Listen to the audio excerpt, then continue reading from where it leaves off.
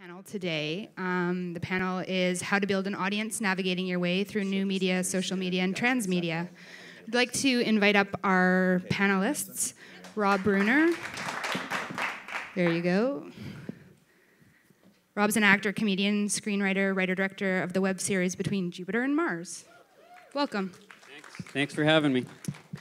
Next, I'd like to invite Stephanie Scott up to the stage. She's a specialist in... Oh, wait, no, pardon me. Stephanie is stuck in an avalanche, so hopefully she'll tweet her experiences and we can keep in touch with her accordingly. What's the hashtag for today? There you go, VWF 2014. Please follow along. Let people know what's happening if they're not here today. So next we have Vanessa Driveness up. She's a producer, costume designer, and assistant director for the TV, film, and new media, including the web series Standard Action and The Last Fall of Ashes. Please welcome Vanessa. Next, we've got a good pal, Neil Avery. He's the writer, director, and story consultant. He's a co-writer and director of the eco-thriller web series LIBELLE. Am I saying that correctly? Yeah. Okay, LIBELLE. And the co-creator, writer, and director for Fools for Hire. Next is Tony. Tony Becerra is a producer, assistant director, producer of new media, and the show JOURNEYQUEST. Am I pronouncing your last name properly, Tony? Yes, you did. Awesome. Finally, myself, as I said, my name is Siobhan McCarthy. I'm an actor, writer, director, producer. I'm show running and creating or co-creating a show called Parked, edgy comedy about stay-at-home dads. Thanks. So, how's everyone doing today? Great. I was supposed to just point out how great this Happy Water is. Does it make you happy? Our sponsor. One of our sponsors. Thank you, sponsors. No, seriously, like sponsors are so integral. I don't know how many people here in the room are creating or are a part of a web series. There you go. So we're amongst good company. How many of you have sponsors to make your series actually happen? Now you're understanding the necessity to thank your sponsors. How many people have money that they want to give to web series creators here? None. Yeah. Not even an Indiegogo campaign donation. So today we're going to be talking about transmedia and audience and kind of navigating the way through social new media. And I'm really curious. I actually wrote a Facebook post yesterday about how I want to give the big middle finger to Facebook. I'm curious, what are your experiences with Facebook as of late? Not so good. Please tell me why. It's a very dysfunctional relationship. Yes. It was very good up until October of last year, which was just about when we were launching season 2 of Fools for Hire, which was pretty bad timing.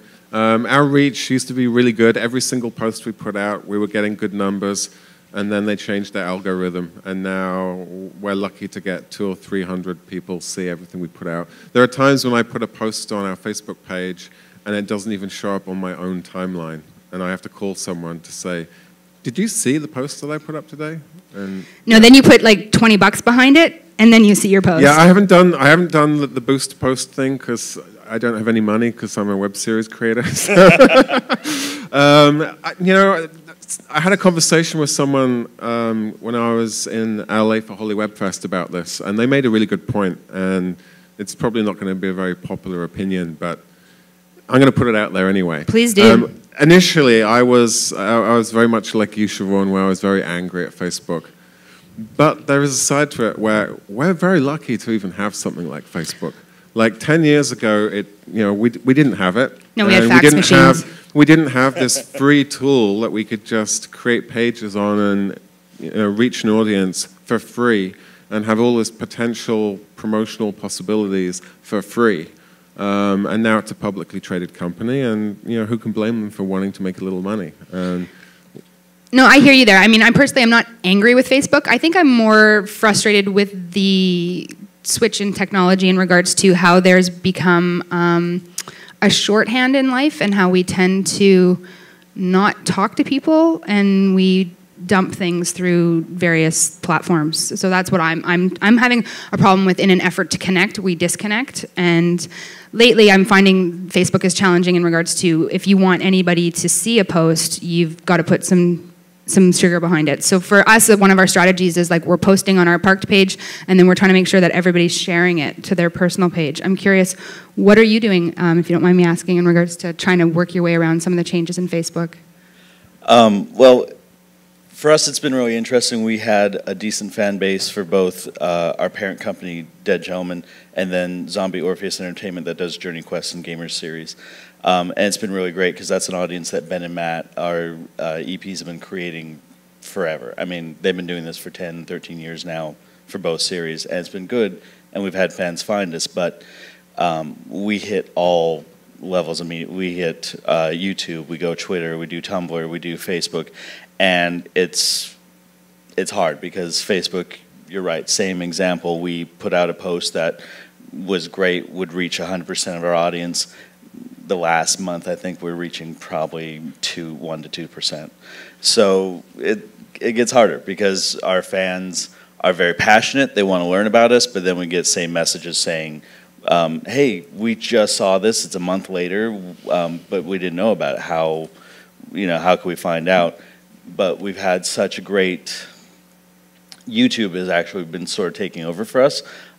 We have collected so many fans based on the constant content that Zoe and Ben are able to put out. That's just been building there, and that's been kind of our offset. And are you playing on any other platforms besides YouTube in regards to as a player? Like, are you on Dailymotion? Are you on anywhere else? That I can't talk to because that's kind of run by the business side by Ben and those guys. Okay. We've done through Vimeo. We've done, our series have been on Netflix as well. That's been very helpflix in building our audience. IndieFlix and Hulu currently. And so you also mentioned Tumblr. Anybody else here on Tumblr? We're on there. Yeah. How do you find it? I mean, the SEO components of Tumblr are very, very challenging. So I'm curious of your experience through Tumblr. We don't have a lot of action on Tumblr. I mean, really, Facebook is the main place that we've done our, promotion. But if you mind me asking, on Facebook, do you have an idea of how many people like your page? Oh gosh, I don't know, 1,000 or something. Okay. I mean, but you have to work for that. So of course you do. You have to work. You have to work for it all, and it's good to be on all these different platforms. And some people actually make their main page their Tumblr. Yes. That's their home page. And there's a lot of traffic that comes through Tumblr, so it's not a bad idea. No, I mean, I definitely think it needs to be part of your strategy. I'm curious how many people are using it as an integral part of their strategy, or how you're using it. Yeah. Well, the answer is we don't really use it that much, but we're there, and of course, we're also on My Damn Channel, so that gets most of our traffic. Okay. And how about you, Vanessa? We use Facebook, but it's not necessarily our primary media outlet. We do quite a bit on Twitter and with Google+, and right. We've just made an effort to actually do a lot more direct fan outreach through forums and blogs and podcasts, and so it's more, I guess, direct media approach as opposed to just putting up a bazillion posts on Facebook and hoping people see them. And then also within our team, at least on Standard Action, we have a dedicated group of people that once our main page, the Standard Action page, puts stuff out, we all share it to make sure that it reaches out as far as possible. Also, because we work with the Zombie Orpheus Entertainment family, they've been amazing about helping promote us as well. So Facebook is integral, but not necessarily the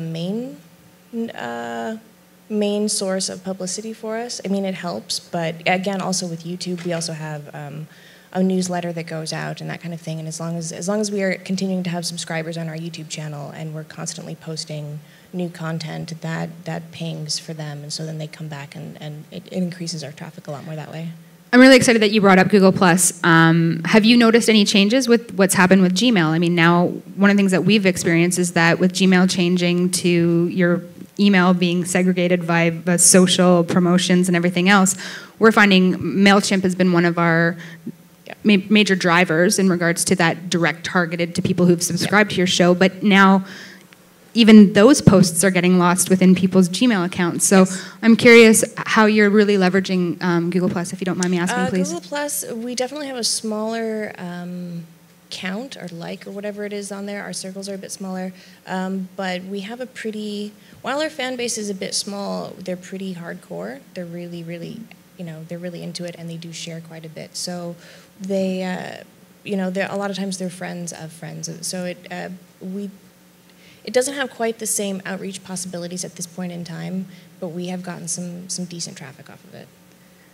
Excellent. Anybody else in regards to Google Plus, Gmail, conundrums? We're on Google Plus, but we haven't, when we first went on there, we put a little bit of effort in there, and when we launched season 2, we put some effort in there and got very, very little back from it. So in light of the Facebook issue, Facebook is still definitely important to us, but I would say Twitter is probably our primary gateway. Yeah. And then in terms of sharing news, we've been building our own subscriber list, because I think for any brand, the value of your brand is in your subscribers. Most definitely. And that value has reaches an even higher level if you own those subscribers. It's not YouTube's mailing list, because the thing with subscribers on YouTube is that the tool set is very limited. You can't contact them directly with, and you can't split them off into certain groups and do, like, for example, if there was a competition that you were running, and it was a geo-fenced competition where it was only for people in Canada, for example,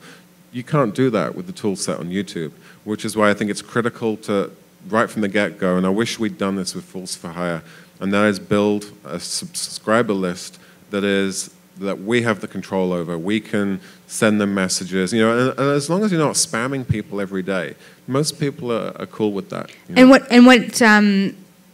what service are you using to use that? Are you using MailChimp? We're on MailChimp as well, yeah. Right. Basically our mandate is if it's free to use, then we'll look at it first and then go from there. Yeah, I think that, Facebook is, it's for your, it works best for your more immediate friends and people, followers. I think you have to go beyond it. Oh, most definitely. For us on our show, we actually found those subscribers through 2 specific campaigns. We did one for the Idea Boost program, which is through the CFC, where we were able to establish a mailing list of people who boosted and supported our show of over 1,000 people. And then we leveraged those for an Indiegogo campaign, and through Twitter and our Indiegogo campaign, that's where we found our hardcore fans. But driving people to your site is quite tricky. So I'm always curious of how people are doing that and how they're utilizing the various kind of social media platforms to help with that. Like, I think Twitter is amazing. Like, I pitched Freddie Wong via Twitter, and that's how I got him on my show. But I'm really curious how you find Twitter. Like, sometimes it feels to be a bit of a brain drain, like these constant conversations and everybody's jumping in and this kind of wanting to be authentic at the same time you're still trying to create a show and you're on set and everything else. So how do you manage not having burnout, if I may be so bold to ask? Well, I think what helped, specifically with like some of our campaigns, we did JOURNEYQUEST Season 2 and then Gamers 3, we had different people handling different sections. That's the thing, Zoe's such a team. We have Andy Doborowski, Trin Miller, Scott Brown. These people just generally help us out, but each person's been helpful in just taking certain sections. During Gamers 3 shooting, we'd send all our people on Twitter photos of the set. We'd interact through there or respond. We had a great system that Ben came up with, Ben and Matt, for red cards, and it's fun and it worked. What we do is if we'd post quotes of the day from set, and then the fans would read, and each one who did a certain donor level on Kickstarter got a red card, and then they could use it for the day, and that would keep them interacting and looking and watching and just supporting everything we do. We could do behind-the-scenes videos, and that's how we built the view count, because we posted the red card videos of the person getting the red card and doing a little funny skit, and then the people would view into that and just keep going. If you have multiple people in charge, well, not in charge, but that if you, on your show, if you have your show's Twitter account as opposed to your own personal Twitter account, I highly advocate having a show Twitter account. And most definitely. Multiple people have access to that, so that way you can be like, is somebody posting this? So that way when you're all on set, if somebody's hands are full, you're not missing opportunities to share updates and sort of, and that's how I think you keep it genuine a lot of times is you post silly quotes and stupid pictures and stuff from set. You can also, in addition to linking to your site and promoting and doing pushes for when you release and stuff, it's keeping a lot of that genuine interaction and chatting with your fans. But if you have more than 1 or 2 people in this Twitter account, it definitely relieves a lot of the pressure. Oh, most definitely. And so to that, like I used to run the Cupcake Girls social media campaign. So I'm curious, when you have a team working and running your handles, do you have in-depth conversations around tone and approach? Because if you've got 5 people tweeting out as one brand, how in-depth do you get into that? You have to. I also think sometimes it's a good idea to sign your tweets. We can't hear you. Oh, sorry. Yeah, you definitely have to have conversations about tone and mission and your approach so that you come across as a coherent, cohesive team or group, and it's not contradictory within itself. I also think sometimes it's a good idea if you're allowed, if you've got the space, to sign your tweets. So even if it's coming from a company Twitter account, there's accountability. There's accountability. So you put your initials or whatever. I've seen that done quite a bit with different branding, and so that way it's like, oh, we know who posted that. Or if you're having a specific conversation with a fan or a vendor or something via Twitter, you know who's talking to them, and so that way other people aren't jumping in and sidetracking that conversation. Most definitely. So Neil, approximately how many people are running your social handles, if you don't mind me asking? It's mostly myself and Mike Cavers, co-producer and lead actor in Fools for Hire. Mike pretty much handles Twitter, and I handle Facebook, and I generally do the MailChimp mail-outs and stuff. And then Nick does things through his own Twitter account as well, and then some of our cast do things. For season 2, we had our release schedule was a new episode every 2 weeks, which I think was perfect because it gave us time, it gave us a window between each episode where we could promote different aspects. And every episode of season 2, there's certain things that we were able to sort of bring value to, whether it was a particular gag or if it was a particular guest star. For example, we've got Colin Cunningham from Falling Skies in a couple of our episodes. We've got Gary Jones from Stargate. We've got our season opener was just absolutely loaded with geek references from the Hunger Games and Star Wars. So then we compiled a list of agreed upon hashtags. Yeah. And we'd be like, okay, this is today we're going to focus on this hashtag, and things like that. Another thing that we try to do is we really work hard to not repeat ourselves on Facebook and Twitter, because we want to encourage our fans to be part of both. So we try to encourage it. So, okay, if you're following us on Twitter, you should also like our Facebook page, because you're going to get a very different content there, and you don't want to miss out on anything. Rather than just putting the same photos everywhere and the same, occasionally we'll duplicate, like if it's something like we've just gotten news that we've gotten into a web fest, or we've won an award or something, then that's sort of a general news item that goes out everywhere. But otherwise, we really try to give each post its unique thing, so that I'm really happy. I'm really happy you brought that up. That was one of my next questions in regards to how many of you are engaging a third-party kind of somewhat aggregator, such as a Hootsuite, or are you being really genuine and authentic on each platform so that you can converse accordingly? How about you, Rob? No. No? No. We're really not very good on social media, really. The example of what not to do? I don't know. I hate it. No, I wish that I think it's really a good idea to really budget to, if I was, for our second season, we're going to hire someone to do all that and budget it in. Because... As a digital strategist or as a social media community manager? As a social media, somebody just to run all the social media and coordinate that, because we're just too busy trying to create the show and all that. But one thing that we did do well is reach out to bloggers, and that's something that you can do, which is, send messages to bloggers who write about stuff that your show is about, or that, roughly the same subject matter. And we've gotten some great articles written about us from doing that, and we also got a Twitter, live Twitter thing where they showed all our episodes, and then we tweeted about it as we were going along. So really recommend doing that. So how many of you have taken part in AMAs on Reddit? Ask Me Anythings. AMAs. Yes, no? I haven't done one for me, but yeah, we've been involved. I think we did one for Standard Action, and I've been in the room while people have been doing them. Yeah. And are you playing with Reddit, or is that? I have mixed feelings about Reddit in general, which can launch me into the whole geek girl controversy and being a woman in sci-fi and gaming and media, and that's a whole other panel into itself. So I have some philosophical issues with Reddit, but in general as a distribution and information platform, it is phenomenal, and I think highly underutilized. If you've got a thick enough skin to tough it out on Reddit, I think it's an amazing resource. Or the patience. I mean, it feels like old school internet. I mean, how many times have I had, I'm sorry, you've already just posted something. Come back in 7 minutes. It's like old school internet. Okay, I'll go put the kettle on and maybe I'll come back. Yeah, and it's once you find the communities, though, I mean, there's a community for everything and anything on Reddit. Once you can find the niche community that you are targeting for your audience, it's invaluable. It's the Ask Me Anythings and even just posting and creating conversations in general. And Tony, you, my friend? Well, I do social media for more than one company. It's for Zoe, we did our own AMA and answered a lot of questions and found fans there.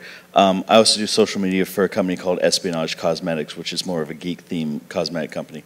And for us, it was funny because same issues. It's a woman-based company, so they, and to be honest, even me, kind of shy away from Reddit because it's... A sausage fest? Yeah, that's a good point. I'll say it. I said it. That's a good way to say it, because it's true. It's, you either get, for every one good question, you tend to get 7 not so great.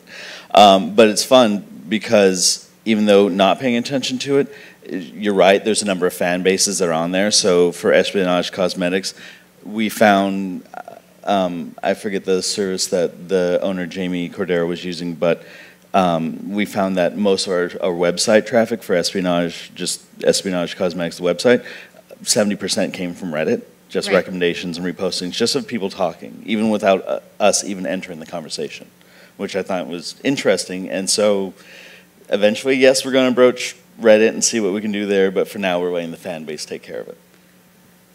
I mean, it's a great strategy. For us, we went viral via Reddit, and gosh, I can't get back on there for the life of me. It's like I'm almost thinking of need to go have an operation to change my gender or something. It's crazy. Exactly. I think that's one of those things where, you know, so many businesses and so many web series are just fan promoted. That's the one place I think you can kind of, if you try to push it, then fans will push back. It's not going to happen. Most definitely. Can you explain how you went viral using on Reddit? I wish I could. I mean, everybody's like, "Oh, how did you do that?" And I'm like, basically, somehow got to the top. It got to it, yeah. We made the front page of Reddit. I went to bed one night. I was supposed to seed everything on a Wednesday morning.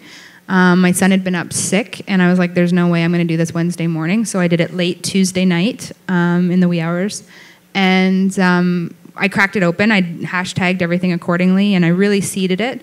And I went to bed, and I woke up the next morning, and my phone was hot. I was like, what the hell happened here? And it was literally hot. And I opened up, and we had over 100,000 views. Like, it was just like, go, go, go, go, go. They'd been up the whole night debating my show, whether the dads were deadbeats or not deadbeats. It was really quite interesting.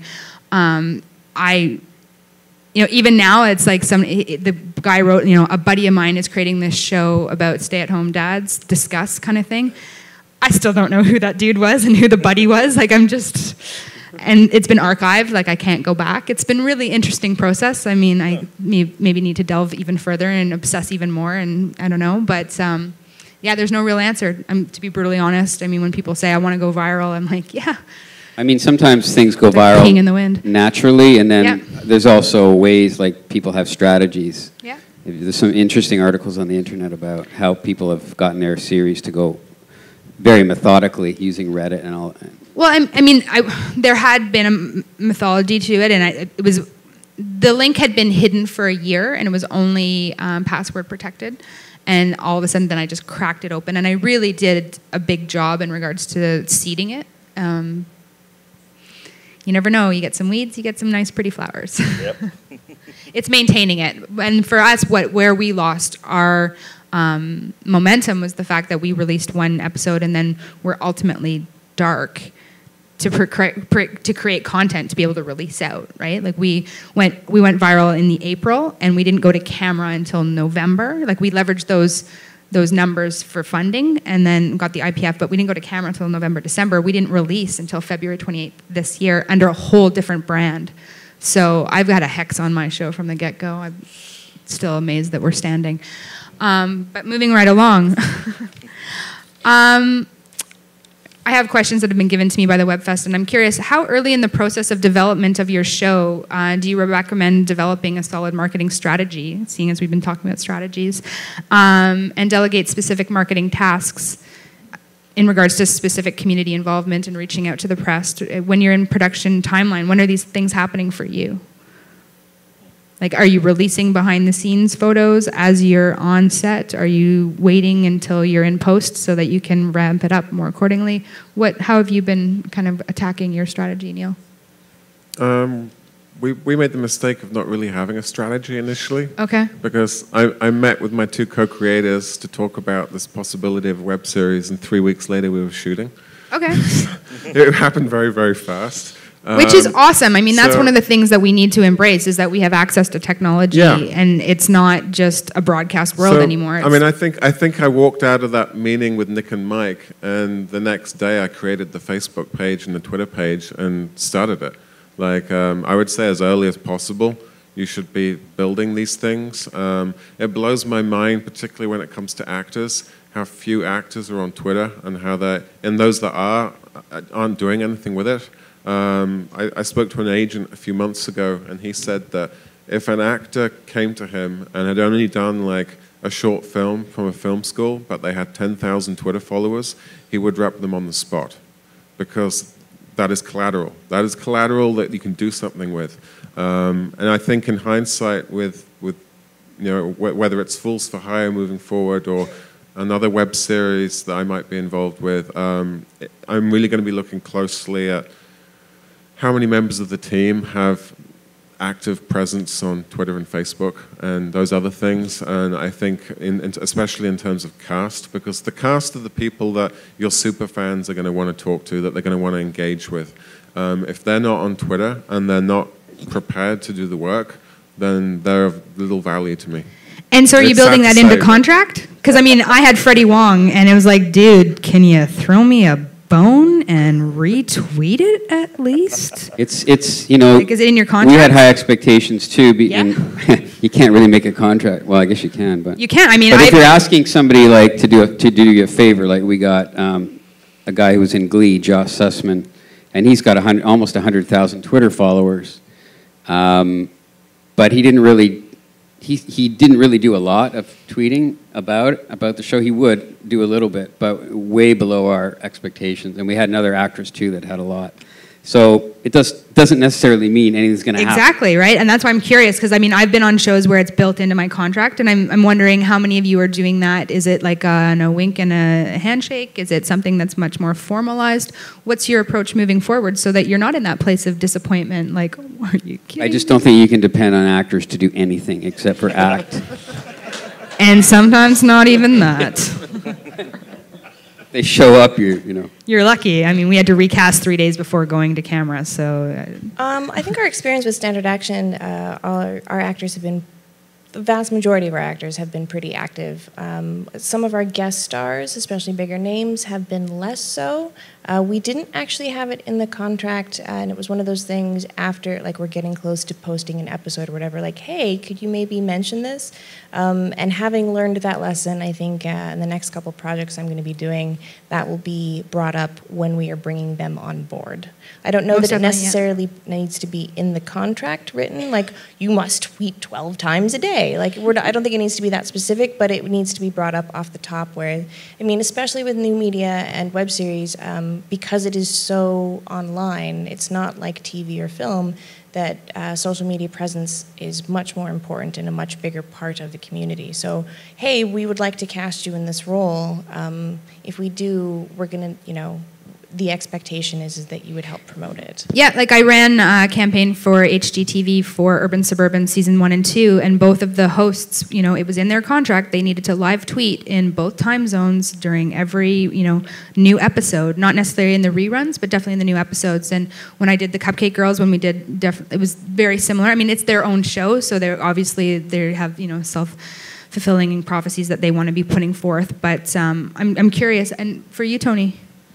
Well, I always encourage our actors to have their own social media presence to be pushing forward, because that's free marketing for any actor, for any job. I mean, you're right. Once an actor builds up that following, I've had people say that too, you know, I like this actress, but at the same time, this one has over 30,000 followers just putting up a YouTube of her talking to people. So that's just free marketing. We've a number of our actors on different social medias, on different things, have their own actor Facebook page that they help promote and interact with fans, because that is, again, huge for us. With Fran Kranz, we had him, he was in Cabin in the Woods, and he helped us do JOURNEYQUEST. And initially he put out a few tweets, which was really great, and then came back again after the whole series was out, did follow-up podcasts, interviews, and things like that to help promote the series and other work that was going on, which was a lot of fun. But with any Kickstarter or any fundraising thing, is all our actors have been very on board with reposting, retweeting, talking about it, doing little interviews about why this is great and why they love the project. And it's been very helpful. That's really fantastic, because when we did our Indiegogo, we had an actor like who had a straight across the board policy of no Indiegogo, no Kickstarter, because he was constantly having to go back to his well, and it felt like every week he was asking his fan base to support a different Indiegogo campaign. Like, I think there's a difference when if you're a content creator and you're acting and you're doing your own work versus if you're actor for hire and you're an actor for hire on many different productions and you're worried about kind of saturating and overtaxing your fan base. So I'm curious if you've had any... One thing that I found interesting was that, like with Josh, his fans were all Glee fans, and they weren't interested in anything else. So if he posts something about Glee, all of a sudden there's all this activity. But anything else, they don't care. It's interesting because I have in our show, it's a lot of sci-fi because of, there's Peter DeLuise. We have a lot of the cast from Stargate. And we've had some crossover, some of those hardcore fans, but not many. And I think it's, again, better not to have that expectation. Have you had any crossover in regards to audiences? We actually have had a fair amount. We have, especially for season 3, which we will be releasing this summer, we have Sandeep Parikh doing some work for us. We have a bunch of the guys from Zombie Orpheus Entertainment. We have one of the actresses from Versus Valerie. We have one of the actors from Transmedia Galactica. But with the crossover with bringing in new stars or new talent, we tried to stay within the same genre and fan base so that it wouldn't necessarily be pulling in somebody from a romantic comedy or something where they just would not be interested in our content. But yeah, that's been helpful because then it's less of an ask, I guess, to suggest that they help promote the series because it's something that their fan base is already interested in. So it's something that would appeal to them already. But I do find that there is a difference, like you were mentioning, that the actor that had a no Kickstarter, no Indiegogo. Yes. I think that is separate, and I think that's actually quite fair. If you are in a ton of projects all the time, you can't constantly keep asking your aunt to donate $10. Oh, I don't have a problem with the policy. It's just let me know the day before we launch. Yeah. So I think again, it's active communication and not always through Twitter. It's like talk to me in my eyes and tell me what's happening. Ask them to help promote. Yeah. It's another thing, like, hey, my episode is up, or look at these fun behind-the-scenes photos. It's another thing entirely to ask your actors to constantly ask for money. And so I think that's a totally different. That has to be approached a bit more carefully. I want to say one more thing about actors, if I could, and this is good advice. Because remember, you are one too, right? I know. I don't think I would do another web series without first having lined up some stars or some celebrity or cameo performances, because that alone, I think, can make a huge difference. Can it? I think so. They have to be well known. Yeah. Not minor, but major. So if you can make that happen, and I know other web series who have done that, and they've, not only have they gotten into a lot of festivals, but they've just gotten more media attention. Those people's, fans will check it out if they're a huge star or a big star. So. if you can do it, do it. Yeah? I think it's helpful. I do. Fran, and we also had an MMA fighter, Bob Sapp, who was part of JOURNEYQUEST, who was a lot of fun. I think that's helpful, but with us, we didn't so much see a kick because of Fran. Our audience, and this is not everything somebody can do, we were very lucky. Ben and Matt built this up years and years ago doing movies back in college, and so that fan base has been very loyal, dedicated, loyal, and it's been great for us. So we have had our celebrities, and it's been nice, but the overall recognition is luckily our fans turn into our genre, our actors, and the writing and directing that Matt and Ben do. So that's what's been fantastic for us, is that through just fan response, constant contact, and keeping this going, we've been able to just still keep that ball moving. I mean, and more we're going to be competing, and we already are competing with all these stars who are doing their own web series. So it's the field out there is getting more and more difficult, you know, to be seen and to get attention. Almost definitely. I'm sorry, I'm like probably the worst moderator in the world. I don't have a timepiece on me. Where are we at time-wise? 20 minutes. No, 20 minutes less. So I think this might be a good time to kind of throw out to the audience and see, does anybody have any questions? And is there a mic for audience members, or am I running around? Please. Yeah. No. Okay. Perfect. Please. Here, we can share. Yeah, we can share. Hi there. Thanks for hosting this. I really appreciate the information. I've been doing a lot of social media for my projects and for my career as well. About a year and a half ago, 2 years ago, I decided to get off Facebook as one of the primary social media strategies, and I've slowly merged or migrated everything over to LinkedIn. Sorry, to say that again, to where? LinkedIn. Oh, yeah. What I found with LinkedIn is that it has a greater reach of actual real people that have working positions that can help finance your projects. Whereas with Facebook, what I found was you'll get a lot of friends, you'll get a lot of likes, you'll get a lot of people that will say they will come to your events, but they never show up. And so what I realize is that Facebook is more like Fakebook. It's it's something that is good in the early stages because you don't have a lot of marketing dollars and you don't have a lot of presence. But the thing is that if you have 200 friends in this industry, in this market, you've actually touched everyone in this market already. So what I'm asking is it make more sense to try to focus outside of our own market in order to develop a more relevant media strategy instead of selling to ourselves, basically? Absolutely. You know, it's great to go to networking events and getting other film and new media people involved, but those aren't the people that are going to donate or watch. You want just straight up fans. You want people that sit in office cubicles and play video games and have no idea how the film industry works. Those are the people that really increase your view count.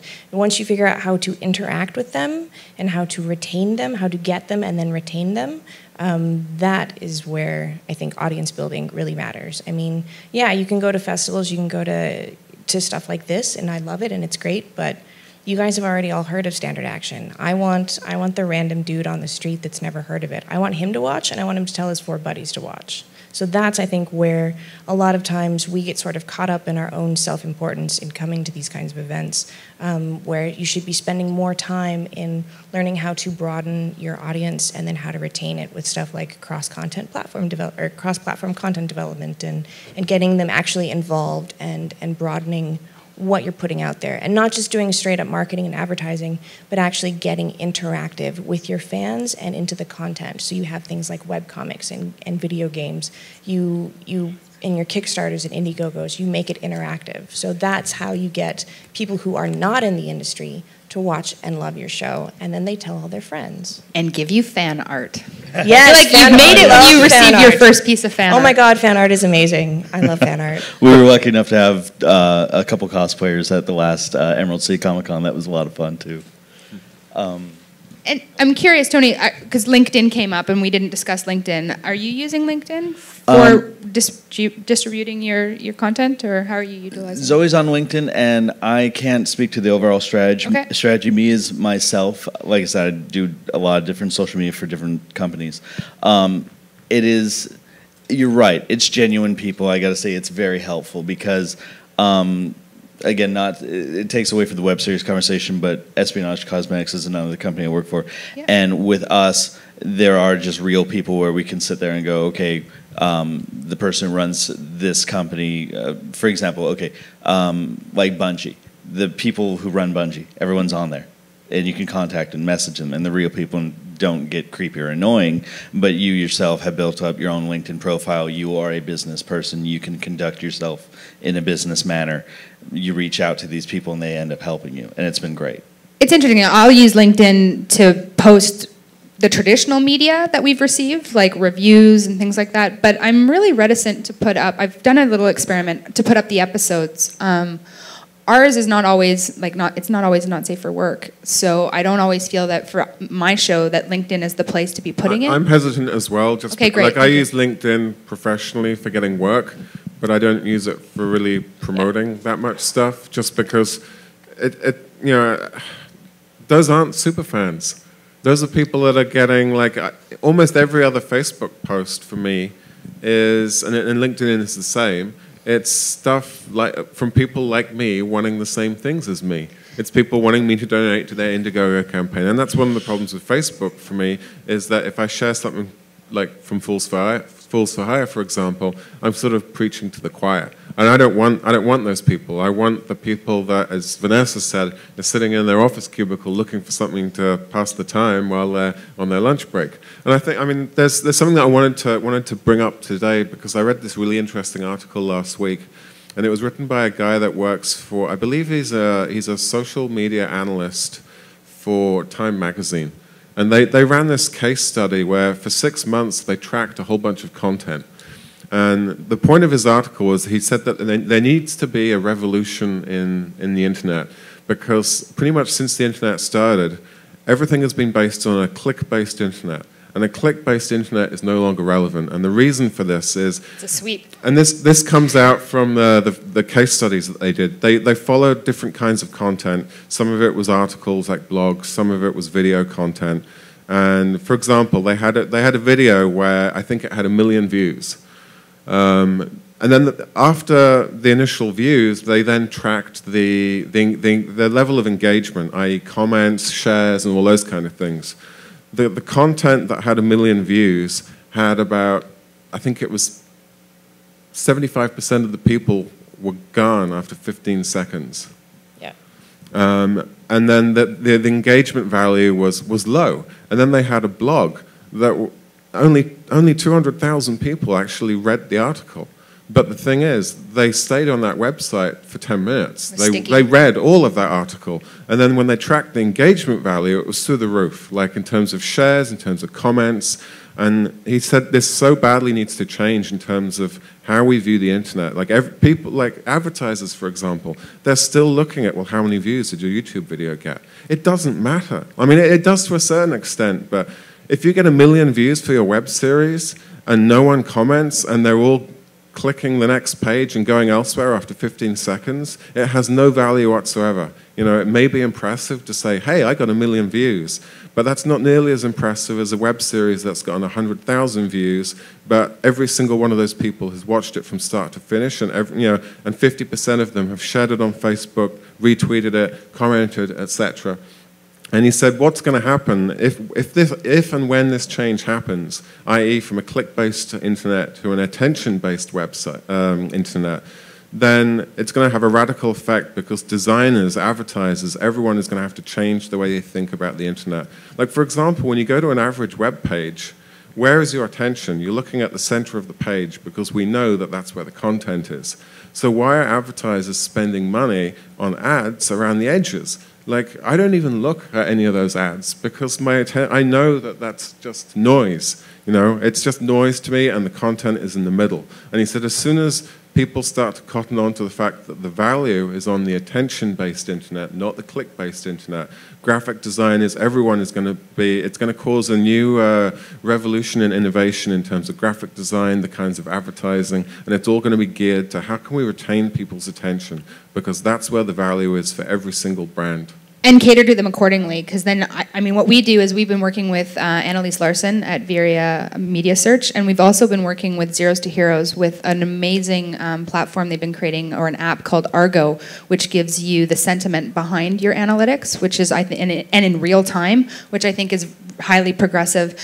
And one of the things that we were able to do when we were able to really kind of analyze our analytics was to create our content for that future audience. Yes. Like, we knew what platform are they playing on, what device are they using, what age group are they, like, it was really kind of phenomenal in that regard. And so when we then kind of got in our writing room, we were able to create and dictate our creative accordingly. That's to be able to capture that and audience. That's the way it should be done. That's the strategy, you know, that you have to come into play. But, you know, we were fortunate, like, we got the IPF, so we got a little bit of money to be able to pay Annalise to do that. And then Zeros to Heroes came to us, right? It was like a win-win scenario. So I'm curious if anybody else is kind of analyzing their analytics in that regard. Yes. Well, I just wanted to say, though, that just on that subject, it's still a very early days for web series. And, I mean, we're kind of in a place where we're educating people about it still. Yeah. So if you can imagine, Daily. you know, like 40, 50 years ago saying, hey, there's this thing called television and you should check it out. Yeah, so there's just, I think there's huge untapped markets out there, especially the older generation. Huh? It's in the computer.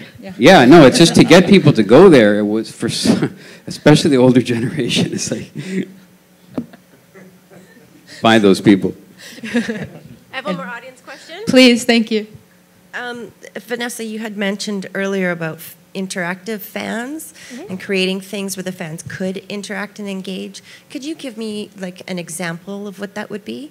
Well, with Kickstarters, we definitely offered at different levels perks that were more interactive. So like walk-on roles and that kind of thing, little guest writing spots, that kind of stuff. But also we have a web comic, we have a card build, like a deck building card game, and an online role-playing text game. We've got some other stuff in development as well, and we've actually encouraged fans to give feedback on that kind of stuff, and we've encouraged them to play and give their input. And we've run like fan art contests.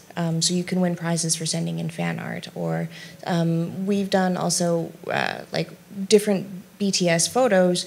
We'll do caption this contests. So we'll put up like a goofy picture of one of our actresses, and you know we'll send out we'll on Twitter or via one of our newsletters. Caption this, and the best person or the best caption gets a free DVD in the mail, kind of thing.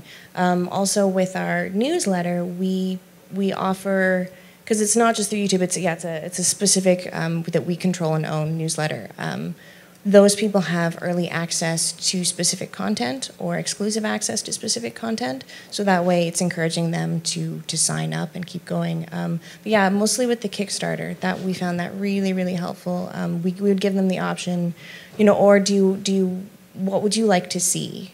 So when we did our Kickstarter for third season, you could vote with your dollar. So once you reached a certain level of contribution, you could pick one of the 4 main characters, and you would vote for that character. And then we said we would focus more on that character's storyline for this particular season or for this particular episode. So it was whoever voted. So so how much you spent determined how many votes you had. And that helped guide the storyline. I mean, and it was, we had an idea of what we wanted to do for this season. We had a rough outline, and so we were just able to narrow that down and fill in a bit more. But yeah, the more interactive you can get with your fans, the more they feel like they have ownership, Once they start feeling like they have ownership, they feel invested in your project, and then they think, oh my God, this might go away, they start to get panicky, they will give you more money. So yeah, once they feel like they're part of your family, and we go to a lot of conventions, because we're gaming, nerdy, web series based. We go to a lot of conventions, so we actually do a lot of interaction with the fans. So we post photos of fans, like on our sites and stuff. And so it's getting them to feel like they're part of a community, so that they're not just watching a TV show or a movie full of people that they'll never get to meet. They actually feel like they're our friends. And like I said, then they have ownership, and then they're willing to invest a whole lot more. We also do like live gaming events. We also have our own gaming module through Pathfinder that we had fans help create. So it's getting them involved with that, especially the more money they give us, the more interaction that we'll let them have, which seems to have worked well in our favor so far. And Tony, do you have any? Oh, well, that's everything. I mean, conventions have been huge for us. We attend Emerald City Comic Con and PAX, and we've been to PAX East. And that's just been fun because, again, we do have our fans that come up and cosplay. We have people, my favorite thing is the Kickstarter fans who just come up and I'm like, hi, have you heard about Zombie Orpheus Entertainment? Have you seen JOURNEYQUEST? And I'm like, yes, we donated. And that's the best thing is shake the hand and say, thank you so much. My name's Tony. I'm one of the producers. These are some of the actors, and just thank you because you help us make a living. And that's been great because then these people they know us, they can contact us, they love interaction. That's been very helpful for us. We also asked, we've put out there, because we do have all these different, we have our YouTube subscriber list, we have our own newsletter list, we also have the Kickstarter subscriber list. And so when we are thinking of changing things or pushing dates or new fundraisers or whatever, we will actually put a message out there to fans, at least at the higher level. Like, you guys have been important to our show, the life of our show so far. What do you think about these things? You're welcome to contact us back. So it's always an open door policy, and they love that. They absolutely love that. I mean, we've had to have a couple conversations with some people that get creepy. There are boundaries. You don't want to cross them. But yeah, that keeping them involved has really, really helped. We let them pick costumes. Red hat, blue hat. And I guess for us, with some of our super fans, and who donated to our Indiegogo, when we are releasing our episodes, we tweet it out to them personally. Like, we put it all kind of. Yeah, stuff like that is huge. And then they see it. It's awesome. There have been a few times, I'm like, okay, I'm on a flight, and they kind of deal with my social for me for 5 hours. It's awesome. Well, and that's something like with JOURNEYQUEST for Gamers, some of the episodes get released to the backers first. It's, here you guys go. It's the day before watch it viewing, and then the final viewing we release to the public. So that's been great for interaction. Sorry, I'm being given phones, and I'm told that I'm supposed to be doing something, and I'm not quite sure what it is. Story of my life. We'll wrap it up, and I'll do this. Because Perfect. It's time to wrap it up anyway. So I just huge thank you and round of applause to our amazing panel, please. And just because we are social, dare I ask you before we sign off, give us your Twitter handle, each one and every one of you. It's at Zombie Orpheus. Okay, Vanessa? It's at Standard Action, and then me personally is Cimarron. I'm actually in the panel, or in the booklet. I think they have all of the our program. Twitter. Yeah, they have Neil? our Twitter handles in the program. Yeah. Twitter at Neil Every, and then Fools for Hire is at fools_for_hire. Rob? At BTWN Jupiter Mars. Okay, and I'm at Siobhan Bliss for myself, and for my show, it's at Parked the Show. Thank you so much, everyone, and pass it over to you. Thanks so much, everybody. And if you can retweet those tags with our hashtag there today, that would be awesome. Stephanie Michelle Scott wasn't able to make today due to an avalanche. Welcome to Canada. But she does have on her website, which is wildfireeffect.com, she has uploaded a free ebook tab, so you can get, she's a digital media and social media strategist, so there's lots of amazing information there, and you can download that free ebook. It has 6 case studies that should inspire your web series audience with insight and ideas. And if she's also going to offer a half-hour phone call and email brainstorm session to anybody who attended. So if you want to, I'll get a list going, and if everybody wants to sign up for that, we can arrange that for you as well. I also wanted to point out our next block is going to